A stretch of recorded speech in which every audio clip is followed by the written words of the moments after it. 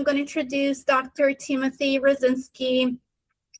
So Timothy Rasinski is a professor emeritus of literacy education at Kent State University, where he was director of its award-winning reading clinic. Pretty awesome. He held the Rebecca Toll and Gorman Endowed Chair in Educational Leadership and was a presidential scholar at Kent State University. Tim has written over 250 articles and has authored and co-authored or edited over 50 books or curriculum programs on reading education. He's author of the best-selling books on reading fluency, The Fluency Reader, and the Mega Book of Fluency, which will be in the raffle. And Tim's scholarly interests includes reading fluency, word study, reading in the elementary and middle grades, and readers who struggle. His research on reading has been cited by the National Reading Panel and has been published in journals such as Reading Research Quarterly, The Reading Teacher, Reading Psychology, and the Journal of Educational Research. Tim is the first author of the Fluency chapter for the Handbook of Reading Research, Volume 4. And he also has served a 3-year term on the board of directors of the International Reading Association and was also co-editor of the Reading Teacher, the world's most widely read journal of literacy education. He has also served as co-editor of the Journal of Literacy Research, and he was also the past president of the College Reading Association, and he also has won the A.B. Her and Laureate Awards for the College Reading Association for his scholarly contributions to literacy education. In 2010, Tim was elected to the International Reading Hall of Fame, and he is also the 2020 recipient of the William Gray Citation of Merit from the International Literacy Association. So many awards. That's amazing. In 2021, 2023, and 2026, Tim was identified in a Stanford University study as being among the top 2% of scientists in the world. What an achievement. Here at Storypie, Dr. Rasinski serves as our literacy advisor, where he has and continues to implement his expertise in literacy so we can continue to improve our platform. You'll see some of that implementation during his presentation as well. So I want to welcome everyone in this webinar, and I'm going to hand it over to Tim, and we're going to have some time at the end for questions. But feel free to type them in the chat. And if we don't have the time to go over all of the questions at the end, I'm more than happy to send those questions to Tim, and we can add the answers to a follow-up email. This meeting is being recorded, so you can watch it later if you want to rewatch it. But yeah, very excited. I'm handing over to you. Stephanie, when I sent you my bio, I said you're supposed to cut it down. Why? It's embarrassing to hear all this stuff, but nevertheless, welcome everybody, and thanks for joining me at 4 o'clock on Eastern time. It's already time to kind of wind the day down, but I hope you can stay with me for about 55 minutes or so, and I'd like to give you some ideas of what you might do to make words matter in your classroom. As Stephanie mentioned, I have been working with Storypie, and I do want to mention right up the front that it's a new program, just came out, and one of basically what it is a collection of stories, and that's the website up there. You can go visit mystorypie.com. But here's the amazing thing about it: there are over 87,000 stories in this, and they can be presented at various grade levels with different facilitations. So if you get a chance, take a look at it. And the idea is to build knowledge, right? That's so important. We're learning about that with comprehension. So you see Thomas Edison and the Colosseum, Alexander Graham Bell, and so on. They range from first grade all the way up to 6th grade and beyond. Let me go back here for just a second here. We're going to be offering a free subscription to my Storypie. That'll be one of the raffles. And now we're up to about 35 people. So the odds are still pretty good. Also, I'd like to shamelessly promote my own book, The Mega Book of Vocabulary. It came out about 3 months ago. And we're going to be offering two of those books to winners this afternoon as well. I'm not sure how we're going to choose them, but we'll get a hold of you and find out how to get these books to you. I'll mention one thing though: if you're not a winner, you can get this book by going to scholastic.com, click on the teacher store, and then search Rasinski. I just looked it up before we joined, and it's being offered at between 25 to 35% off. So that's a pretty good deal as well. So I'm going to start with this model of reading. It's created from the work of the National Reading Panel, the folks that started the Science of Reading movement. And we look at word study, fluency, and comprehension. I do want to mention there at the bottom the importance of background knowledge again. And again, this is, if you're looking for a great way of building background knowledge for students, Storypie is something to really take a look at. But today what we're going to do is look at word study. Focus right there at the top. Phonics, spelling, vocabulary. That obviously are essential parts of any reading curriculum. Younger kids, it's more phonics. With older kids, it's more vocabulary. But no matter how you cut or slice it, words are important. Here's a study that was done a few years ago. Looked at children who, did poorly on these state-mandated reading tests. It's done by Marcia Booley and Sheila Valencia. Profiles of students who perform poorly on state silent reading comprehension tests. And here's what they found essentially. Upwards of 90% of these kids, third and fourth graders, show difficulty. Now, first of all, it's comprehension, so they show difficulty with comprehension, but they also exhibited problems with words, word recognition, both phonics and vocabulary. So clearly, the point is, if we're looking at kids who are struggling, this has got to be part of our solution there as well. Words are important. So let's talk about words. Here's a bunch of words we're going to be leaving behind in a few days or so as we move into the school year. But I hope you all had a great summer vacation there. Fact about words. Do you know that students will need to know 500,000 words by the time they finish high school to profit from college instruction? 500,000. That's a lot of words, right? And the question is, how do we teach them? Well, let's just break that down. And that means it's about 500 words per week from birth all the way up to age 18. That's a lot of words. And of course, we know that children learn words, students learn words just through conversation and reading themselves. But still, there's a place for us to help kids develop their vocabulary, their skill with words there. So what's the best way to teach words? Well, I'm not sure that I know any one best way, but I do know some not so good ways. This is the one I often use. It's actually my son, Mike Rasinski, who when he was in fourth grade was in the talented and gifted class, and this is what happened every week in his class. He was given 50 or 60 words, and they were up to look up the definition, memorize the spelling, got tested on Friday. He usually got an A or B on this test and hadn't forgotten by the following Monday. Look at these words: restive, reverie, roseate, rueful, sallow. I don't even know what half of those words mean. Just because the word is difficult doesn't mean it's worth teaching here. My son is actually a colonel in the Air Force. He just retired about a month ago. And I tell this story about him. Back several years ago, he was stationed in Afghanistan. And he called me on Father's Day. And we're talking for a few minutes. And after a few minutes, we kind of ran out of things to talk about, as fathers and sons sometimes do. But I happened to have that test in front of me. And so I said, "Hey, Mike, we got a few minutes. Tell me what these words mean: restive, reverie, roseate, rueful." And I can quote you his response: "Dad, I never heard of any of those words." And I said, "Boy, that's funny. You had them in fourth grade." Don't get me wrong. I'm not putting down anybody who does this. I did it myself when I taught school. It's certainly well-meaning, but it's not very effective.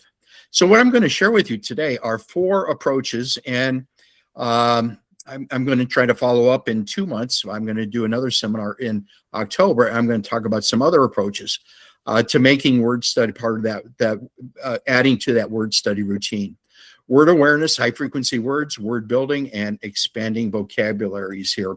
So we're going to start with this notion of word awareness. These are words approaches that actually work here. Noticing and harvesting words. Now, I'm going to start with that first idea of noticing. There's an article that appeared in the Reading Teacher about 5 years ago, the importance of having kids notice things in their environments, whether it's the classroom environment, the linguistic environment, whatever. Because when they notice things, they take ownership of them. So we wanted kids to notice things, and our job as teachers is to help them notice things. My old professor from the University of Nebraska used to say this all the time: teaching is the process of making visible that which is normally invisible.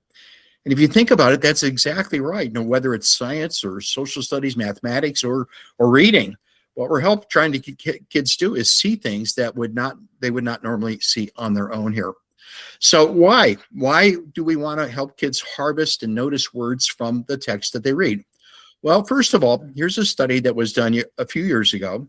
And I like to say it was done by people who had way too much time on their hands. They looked at the incidence of rare words in different linguistic environments. So adult speech, if we were to converse with a friend, and we're both college graduates, well, no, first of all, if you were to go to the county courthouse and listen to an expert witness give testimony, about 2.8% of those words are rare words. I would have expected more, but that's what they found. How about conversation between college graduates? Well, that's 1.7%. So you get a sense for that. Now let's take a look at children's books and children's texts, 3.1%. In other words, if you're looking for rare words to build vocabulary, and you had a choice of either going down to the county courthouse or reading a children's book to your kids, choose the book. You're going to find more interesting and vocabulary building words there than listening to some expert here. And that's why this Storypie program is so interesting to me and hopefully for you. It makes me think of that book by Peter Reynolds, The Word Collector. Like this young man here who, whenever he would read, he would write down any interesting words he came across, like the emerald. And that became part of his personal word bank, words that he learned and then began to use in both his writing and used in his reading as well. So let's try that idea here of noticing words, and we'll start with a Storypie story on George Washington here. I happened to work last week with some neighbor kids, they're second and third graders, and they followed this story while I read it to them. And I said, do you notice any interesting words? And these are the words they called out: George Washington, colonies, Great Britain, a surveyor, grand adventure, solve problems, and beauty. And so what we would do then is take those words and put them on display. George Washington colony. And what my job as the teacher is can you imagine yourself collecting anywhere from 6 to 8 words every day? Put them on display and then talk about them. Oh, here's a chance to talk about George Washington. Or I wonder in the class, here in the class is going to be the next George Washington, perhaps. Did you know that our classroom is like a colony for the whole school? We're a smaller part of that larger part. Or I'm surveying the room right now. I wonder who's really paying attention. We're going to have a grand adventure today. Isn't that how we learn words? We begin to use them. And of course, we want to encourage kids to use them as well. So if you did this every day and collected 8 words, imagine how many words kids would add to their vocabulary, well over 1,000 over the course of 180 school days there. And not only will this build for reading, but writing it too. Have you ever seen a writing rubric that doesn't include word choice? So when kids are writing and they want to use the word maybe pretty or fix, they'll use the word beautiful or solve. That's going to make your writing just a little bit better there.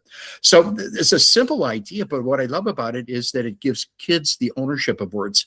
Too often we think about, well, as a teacher, you should preview the reading material and choose the words that you think kids need to know, which is fine, but there's nothing wrong with allowing them to develop that connoisseurship. And at first it may be difficult for them because, of course, they usually aren't asked to choose the interesting words, but it can really make a difference for kids to develop that sense of what makes for a great word here. This is our reading clinic, and I hope is Sarah's here, Sarah Schrag. She was a member of our reading clinic several years ago, and I chatted with her today. She said she was going to attend. So if you're here, Sarah, good to see you again. But these are some of the words that were harvested in our own reading clinic. Notice these were gruesome, bamboozled. I'm not sure where BO came from, but it's there. We have to honor kids' choices there. Threatens, grime, dead, and stare. And we then encourage kids, at the end of our day, we say, write in your journal, use at least one, maybe two words from today's word wall. Here's another example of it as well. And again, these are words that are chosen by the children themselves. So paisano, mesquite, you notice there's some very interesting words there. So that's called word harvesting. Now, if you'd really like to learn a little bit more about it, I wrote an article about it. And it's on my website, timrasinski.com. If you click on the article tab and then click on word study, if you see where that red arrow is pointing to at the bottom right-hand corner, it's that article on word harvesting. So I know our time is limited, but I want to give you a chance to kind of follow up on this, knowing that this is something that has been at least passed through some degree of peer review here. Let's move on now to high-frequency words and phrases. We often talk about high-frequency words, and I like to use Edward Fry's instant word list. He did a study years ago where he found the most common words that are used in reading. And he had about 600 of them. Now, what you're looking at here is the first 100 instant words, and he calls them instant words because these are words that kids should learn to read instantly. If you look there at the left-hand column, you can see words like the, of, and, to, very common words. And one of the things I think we should try to do with our kids as early as possible is develop that sight vocabulary with our kids because, well, just to give you a sense for this, and oh, by the way, this is on my website also under the blog, Fry frequently used word list. The first 100 words represent about half the words you and I will ever read for the rest of our lives. Imagine that. If you can get kids to master those 100 words, the first 300 represent about 2/3 of all the words we're going to read. So clearly, those 300 words are worth teaching, at least spending 5 minutes or so every day with your students, looking at them and practice them. Now, how do you teach these high frequency words? Well, many teachers use word walls, add 10 words every week and practice them at the beginning and end of each day. It's just a matter of minutes. Lots of reading, actually, the very nature of reading means you're going to be encountering these high frequency words. How about playing word games? And I'll be talking more about word games in a minute here. Or what a great thing to send home, for parents. If you happen to be a first grade, kindergarten, second grade teacher, send home a list of these words and say, practice. Here's some ideas. Parents, practice them with your kids every night. But here's another one. How about word phrases? I'm going to talk about phrasing later on when we talk about fluency in another webinar coming up. But you think about some of those words that I shared with you earlier, the, of, by themselves, they don't really have a lot of meaning. They need to be part of a chunk or a phrase. And if you think about it, one of the difference between high achieving students and those kids who struggle is high achievers read in chunks. Our struggling readers often are the ones who are the word by word readers. So how about if we combine the notion of high frequency words with phrasing and teach them this way? We the people, write it down, near the water, off we go, once upon a time, ready, set, go, once in a while. What you're looking at are high frequency words, the first 100, I believe, but they're also in the notion of a chunk and practice them that way. So in a sense, you're actually getting what I'd like to call a twofer. You're practicing the high frequency words, but also in that meaningful chunk or phrase. And what you'll notice is these phrases are also on my website. Again, they're downloadable for free. So if you're looking for them, just go to my website, check on the blog there, and you'll find them there. In fact, here they are. Here's the first 100 set of phrases on the left, and there's another 6 pages that go all the way up to the last page that contains the word 500 to word 600. So you can see there, the one on the right, they're a little bit more challenging. Heart and mind, I sat on the eggs, pay the bill, and so on.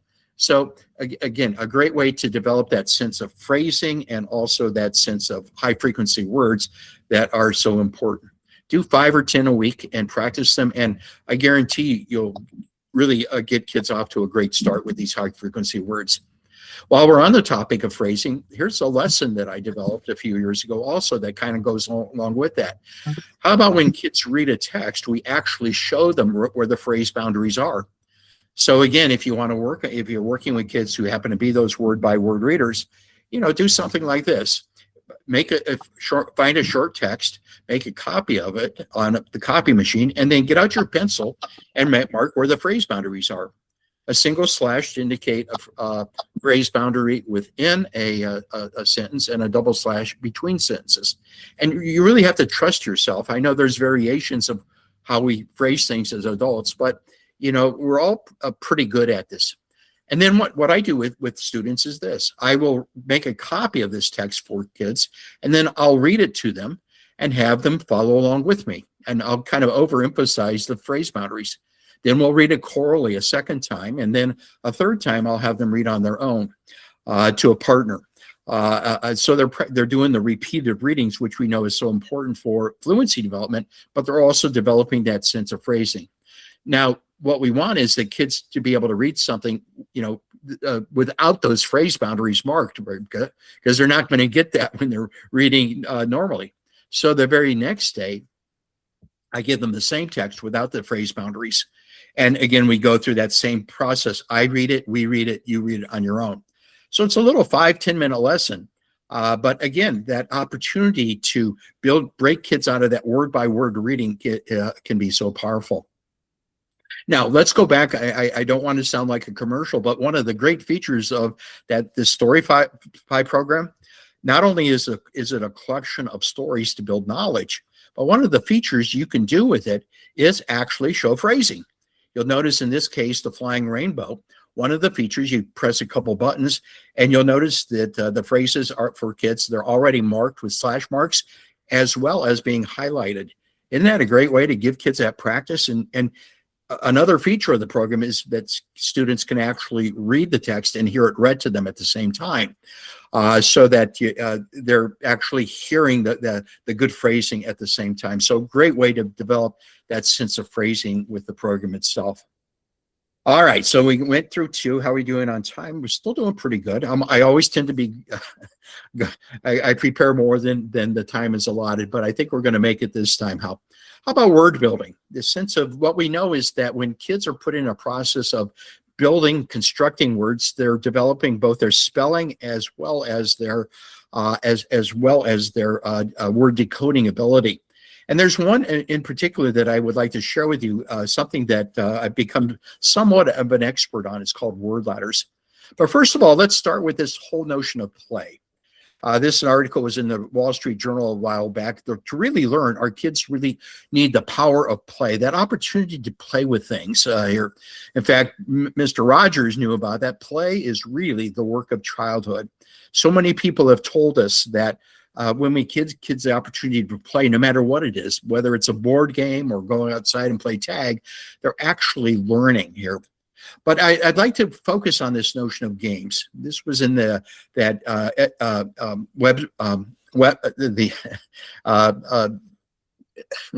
page, Edutopia blog. I'm sorry. Does our natural affinity for games have a place in our classroom? And the answer is yes. Yes. So think of all the games that we play as adults, in particular word games, whether it's Quiddler, Balderdash, Scrabble, Boggle, whatever it is. And, these are games that we play as adults. And, even now, I'm being visited by my son and his family. Guess what we played last night? We played a game of Scrabble here, and we enjoyed doing it with my 7th grade and 4th grade grandsons there. We do this and we have fun of it. And if you think about it, those of you who play games regularly, whether it's some of these or maybe Words with Friends or Wordle, if you do it regularly, you get good at the game. And we have a special name for that. It's called learning, and that's what it's all about. We want kids to learn words there. Here's actually one my wife and I play. It's from our local newspaper. Yes, we still get the newspaper. And what they do is they give us every day a word. In this case, the word is jasmine. And we'll set the kitchen timer for 10 minutes, and we'll try to make as many words as we can out of the letter in jasmine. I'm sure many of you do something like this. And so here's what I came up with. It was mine, Jane, sane, Maine, and so on. And after 10 minutes, the bell goes off, and we count the number of words we made. And whoever loses, well, they do the dishes that night. And I have to tell you, I do my fair share of the dishes. But you know what? We have fun with it. It's a fun thing to do to bring the day to an end here. So think about this. I'm going to share with you a game that I've had a bit of a bit of credit with actually developing. It's called Word Ladders or Word Chains. It's a word building game. I'm going to throw a shout out also to Patricia Cunningham, who's done a lot of work with this as well. But it was first featured, well, not first, but in a scientific study in a journal called Scientific Studies of Reading. Focusing attention on decoding for children with poor reading skills, design a preliminary test of a word-building intervention. Now, that's a mouthful, isn't it? By Bruce McCandless, Isabel Beck, one of the great names when it comes to word study, Rebecca Sandick, Charles Perfetti. Again, big names when it comes to reading. Here's what this intervention looked like. Imagine yourself working with 5 or 6 kids. In this case, they were first graders, struggling with spelling and decoding. So each one of them have these 4 letters in front of them, P-A-S-T. Class, that word is past. Say it with me, past. Let's now spell it, P-A-S-T. What's the word? Past. Now, class, what I'd like for you to do is take 1 letter away from past and make the word pat. What sound do you hear in past that is not in pat? Oh, it's the S. So take it out. Now you got pat. So we're working phonemic awareness. Now change, and we'll talk about the meaning. When you tap something, what are you doing? You're just touching it lightly. Now take the word pat and change a letter and make a word that is something you boil water in, a kitchen utensil. That would be a pot, pat to pot. Where does the sound change? Beginning, middle, or end? Middle. So you take out the A and you put in the I. So you see what we're doing here. We're either adding, subtracting, or changing 1 letter at a time.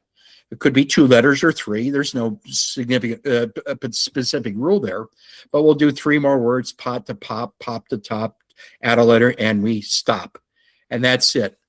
5-10 minute game here, done with letter tiles, or perhaps having kids write the words out here. Now, so this is the intervention, right?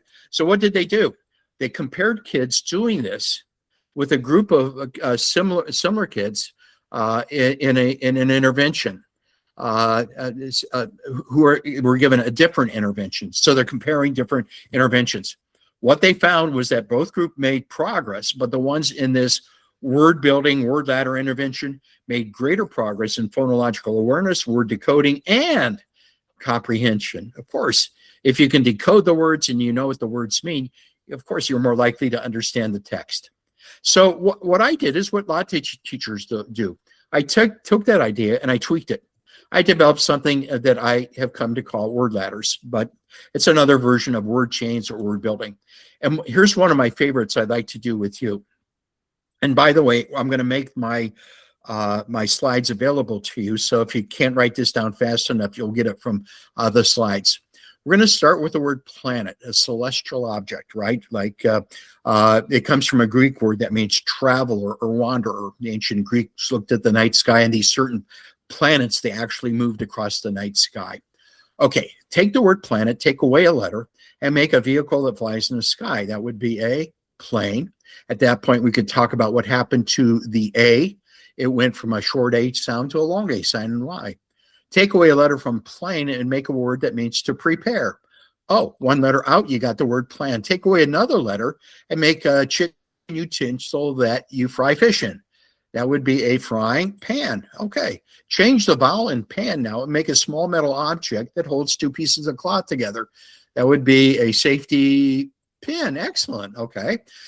Notice that what I'm doing is I'm not just saying the word. I'm actually giving you a clue.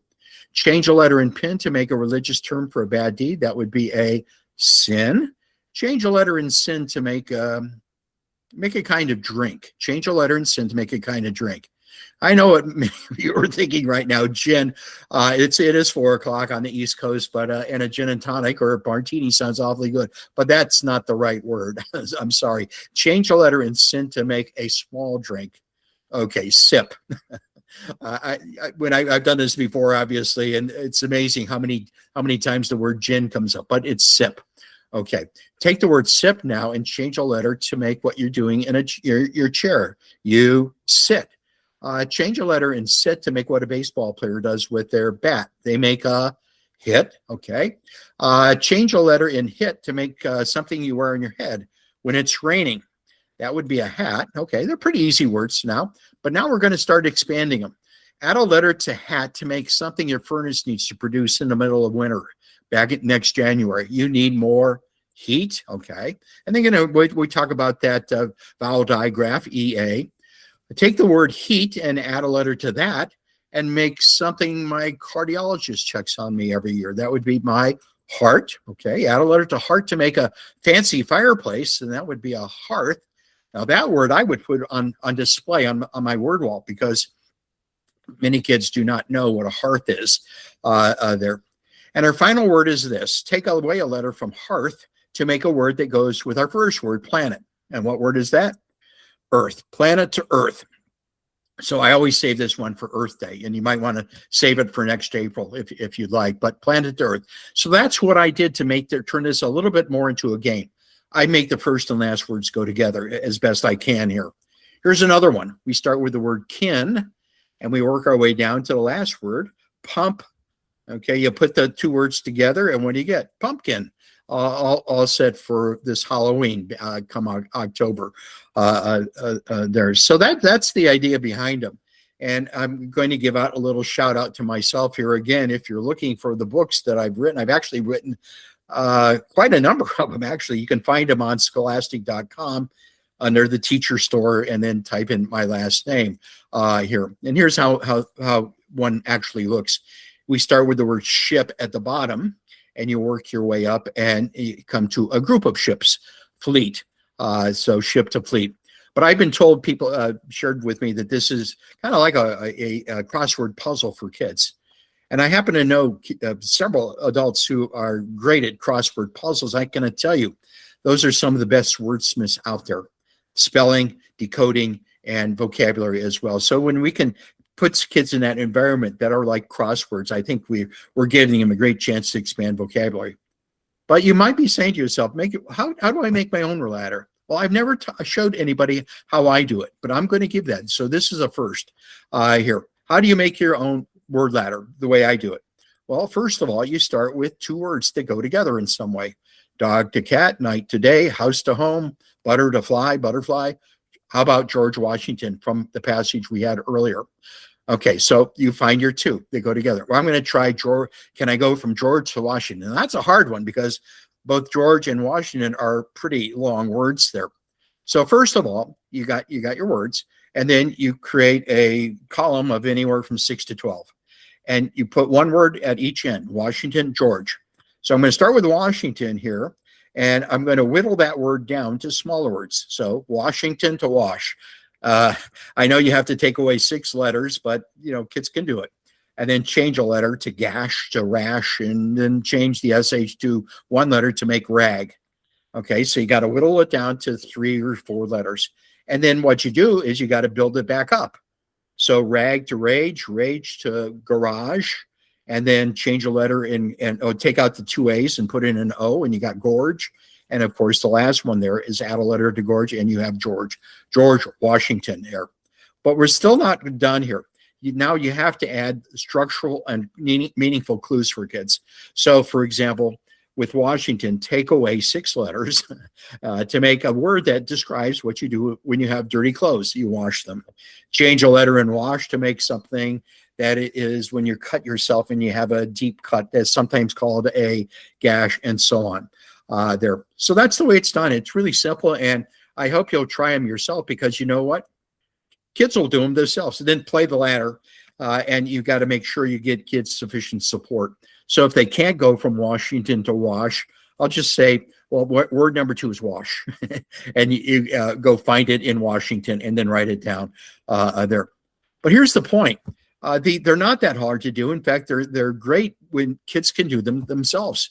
Here's a young man, Max. He went from pirate at the bottom to ship at the top. There, and he had to come up with his own clues. Here's another one.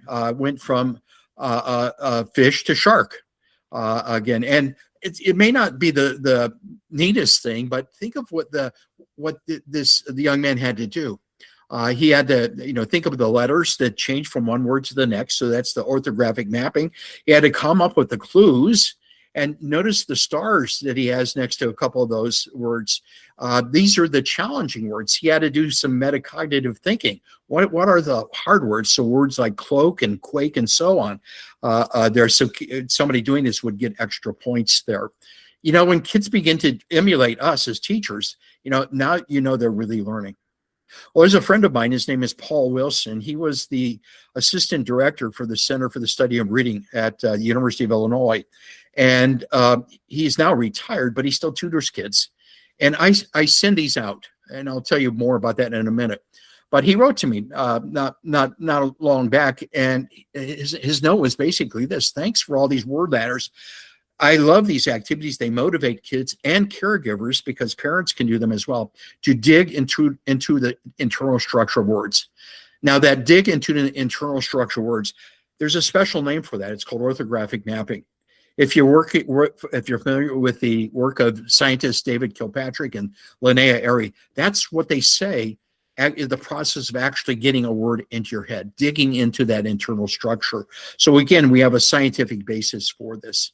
And it doesn't matter whether kids write the words out on paper, on a dry erase board.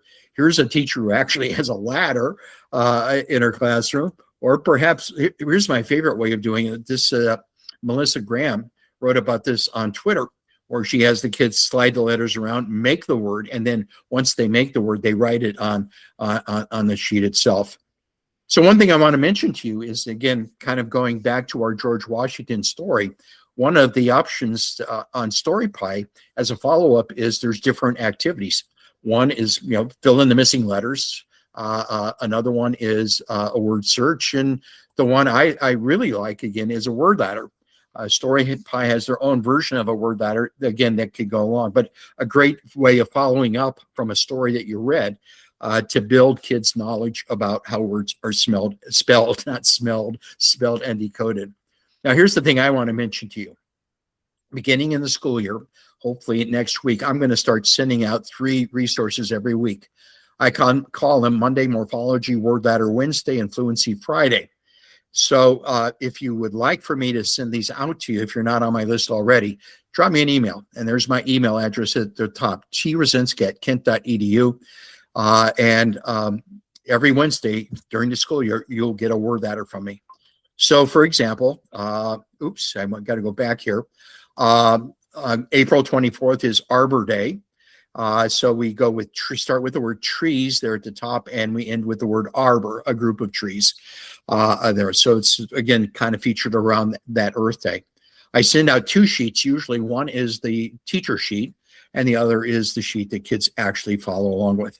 And then on Fridays, I'll send out a fluency activity, usually a poem or a short text for kids to practice to build fluency. So, for example, this great poem by Joyce Kilmer, I think I shall never see a poem as lovely as a tree here. So if you want it, please just drop me a line and I'll automatically put you on my email list. I'm having some trouble with emails, so if I don't get back to you immediately saying you're on my list, keep trying. Hopefully I'll get it fixed here soon here. But here's a teacher friend of mine, Diane Gresher, who wrote to me a while back. She's telling me, I'm so happy to be using your word ladders. They have stood the test of time. I love using them so that kids can see how words work. Again, another name for orthographic mapping here. Okay, our last thing is this. So I think we'll have a few minutes of time to talk about questions and discussion. How about expanding vocabulary, the use of a thesaurus? So I've got this thing called vocabulary ladders that I'd like to chat with you. Now, they're not word ladders, so don't get those confused. A vocabulary ladder here. And it's a way to get you and your students into a thesaurus. I remember, I still to this day, I visit classrooms, and one of the things I'll ask a teacher is, where's your thesaurus? And they usually have one, but I ask them, how often do you use it? And, the thing is that, sometimes we just can't think of a way to actually use a thesaurus. Now, as a person who does a lot of writing myself, I got to tell you, I use a thesaurus all the time. I want to find just that right word. But how can we use a thesaurus with our first, second, third, fourth, fifth, sixth graders? Well, I'll tell you how. Do a vocabulary ladder, or what some people call semantic gradients here. Here's how you go. Take a word that is a very common word. In this case, walk, or to travel by foot. Now, what I would do then, I was going to my thesaurus and look up words that mean the same thing. So I choose anywhere from 6 to 8 to 10 words. Amble, dash, walk, jog, traipse, shuffle, trot, and plod. These are words that I found from a thesaurus. I put these words on display for my students. And first of all, I'll talk about them. They all mean to walk, and kids have probably heard of a good many of these. And then what I asked them to do is work with a partner. And what I wanted to do is put them in a ladder or in order. You have to decide what kind of order you want them to do it in. In this case, I want to use not volume. I want them to use speed. So put them in order from slowest to fastest. Okay. You can see yourself doing that right now, right? And I love when kids do this with a partner or in a small group, because what happens is they start talking about them and arguing about these words. No, dash is faster than jog, and things like that. And that's what you want. There is no correct answer here. So here's one example where students came up with was plod and shuffle at one end and trot, jog, and dash at the other. But another group of students came up with this slightly different. Instead of plod being the slowest, they have shuffle. And instead of jog, trot, jog, and dash, they had it jog, trot, and dash. And again, we get this interesting discussion going. But the idea is, it's the talk about these words. And of course, as the teacher, it gives me a chance to talk about them themselves. And then the idea is to, use them in our own language, put them on display, and then use them. Okay, class, I'd like for you to shuffle off to the bathroom here as we take a break, or make sure that when you play tag today, you make sure you dash away from that person who is it. Find ways to using it in our own language here. Here's another one that's very common, words that kids often use, say or tell, when they're writing. Can you use something other than say or tell? Well, again, go to your thesaurus and look up here. When I looked it up, here's a bunch: yell, whisper, murmur, utter, exclaim, explain, scream, and snicker. Now, the job for my students is put them in order. Create a gradient, if you will. In this case, we're going from softest to lowest, okay? And again, here's what kids could come up with: whisper, murmur at one end, and exclaim, yell, and scream.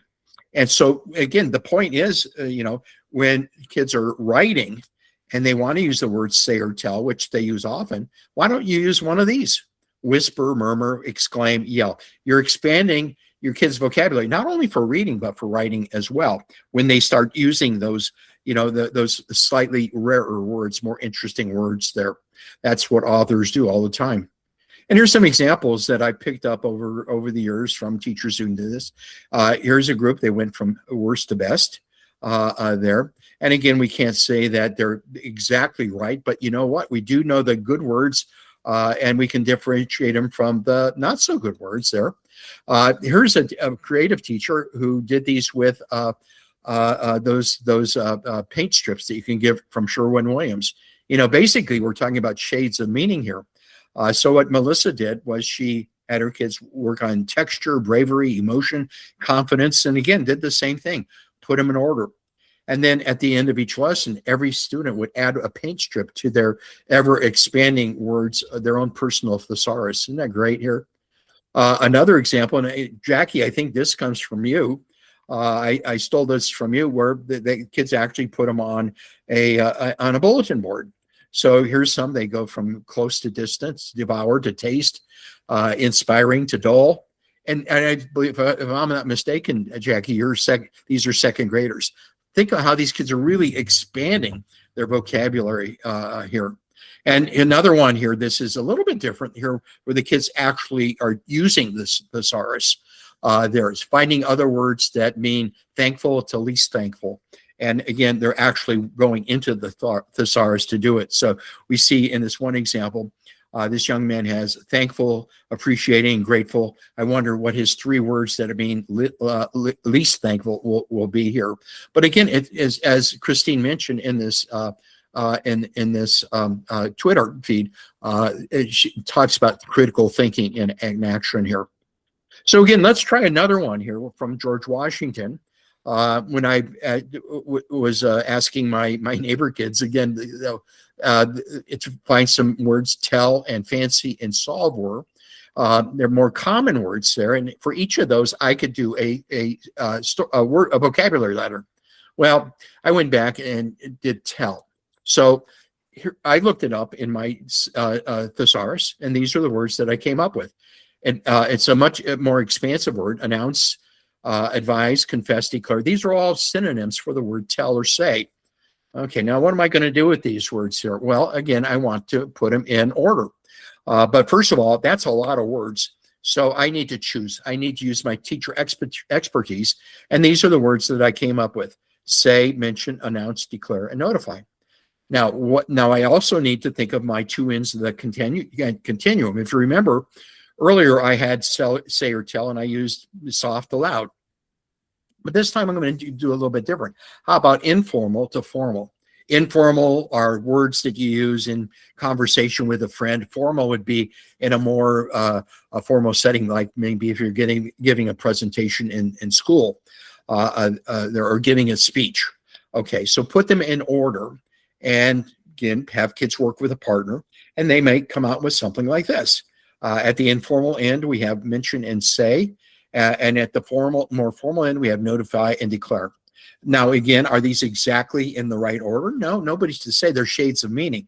But again, what we're doing is we're exploring words, and we're expanding that vocabulary. So it's, they're not just using and thinking about the words say and tell. They're expanding that a bit more here. So those are vocabulary ladders or semantic gradients. This was an article that appeared in Edutopia. A blog that comes out once a week here, how to turn vocabulary lessons into nuanced conversations about word meanings. And it just appeared last January of this year. So if you're interested in learning more about it, just go to Edutopia, look for semantic gradients, and it'll pop right up. But I happen to call them word ladders, vocabulary ladders. I'm getting mixed up myself. In fact, my favorite vocabulary is one that was done a few years ago when, well, I turned a certain age, and we had some friends over for a little get together. It was supposed to be a party for me. So after a glass of wine or two, my wife put out this big sheet of chart paper, and she said, Tim hit this certain age, so we're going to celebrate him because he is now officially an old guy. So the first thing she said was this. So what we're going to do is create a vocabulary ladder that goes from polite to impolite ways of saying old guy. Oh, okay, that sounds good. So how about polite? What are there? Anybody know any words that are polite ways of saying old guy? And I have to tell you, there was silence. It was me who had to come up with sage, statesman, elder. But as soon as she said impolite, then everybody had a word, especially the ladies in the room: geezer, grumpy old man, old fart. And at old fart, I had to put an end to it. But you know what? We had fun playing with words. And for the next week or so, my wife was calling me, hey, grumpy old man, or geezer, old fart. And I'm saying, you're talking to a sage, Catherine. And we were using those words in our own everyday language. And again, expanding, deepening our knowledge of words there. So those are called vocabulary ladders. And those are the 4 things that we talked about in this hour or so that we're together. We talked about high frequency words. We're talking about phrasing. We talked about having kids choose and harvest their own words. We talked about word ladders and word games, and finally vocabulary ladders. These are simple things that can take just minutes in your classroom. Now, if you'd like to learn a little bit more about any of these here, you can go to my website. I mentioned it earlier, timrasinski.com. And if you click on the article or the blog website, the click there on the right-hand side, you'll find articles about word study and even in the blog. So, for example, there at the bottom right-hand corner, there's an article on word ladders and vocabulary ladders that we just talked about. And again, under the blog, we have 4 word games that you can do with students and other ways of making word study meaningful for your class there. And also, I want to remind you again, if you're interested in getting these resources every week, just drop me an email and I'll send them. They're PDF files. You can save them on your own computer and just use them whenever you need to. So that's our webinar for today. Next week, I'd like to mention that my colleague, Stephanie Rea, is going to be talking on September 16th. She's a learning specialist and should be talking about AI. So I hope you put this on your calendar. We'll be sending out notifications. Since we have your email, we'll probably send it out that way. But I'm going to end with a poem. I happen to love poems. I love this one by Emily Dickinson about words. A word is dead when it is said, some say, but I say it just begins to live that day. And that is so true. You know, when we can get students interested in words, those words will live forever in our children's vocabulary. And that's what we want, that word to live their whole lives there. So thank you very much, everyone. Again, if you want to get a hold of me, my email address, again, we're going to be doing the raffle. I guess we'll do it afterwards. Again, email me if you have any questions that we can't answer now. Visit my website, timrasinski.com, and I also post things on Twitter or X at timrasinski1. So, Steph, I'm going to turn it back to you, and if there's any questions that have popped up, I'll do my best. Yeah, I'm ready for that. I'm ready for that gin and tonic, by the way. Thank you so much. That was great. So just a few quick announcements right before we dive into the questions. We will be sending the recording link to this presentation to you alongside with the slides and also all the links that were mentioned throughout the presentation. So I do want to open up for questions. I have some questions myself, and there was a question in the chat, but I also want to give an opportunity to anyone who would like to unmute themselves and ask a question to Dr. Rasinski directly.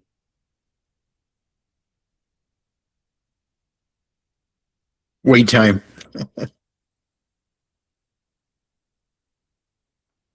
Or if you also want to type the question in the chat.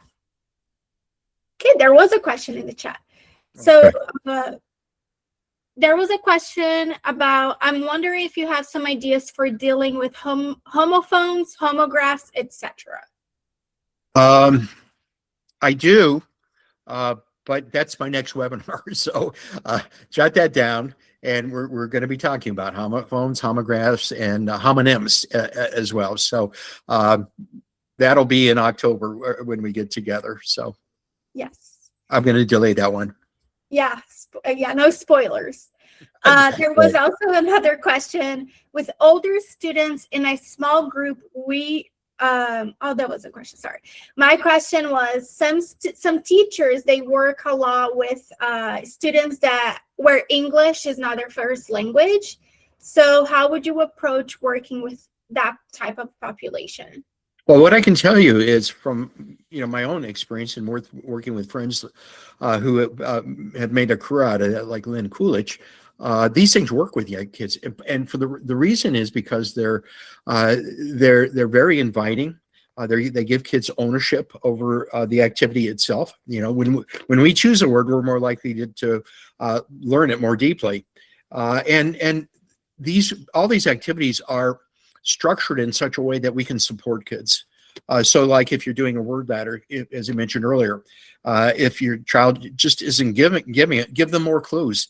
Tell them what the word is. And same thing with the vocabulary ladders. You can expand your conversation with your students, and that's what both struggling readers and our ELL learners need, is just kind of more immersion with words, and this certainly is a way to do that. Thank you. Yeah, there was another question in the chat. How does this work correlate with UFLI?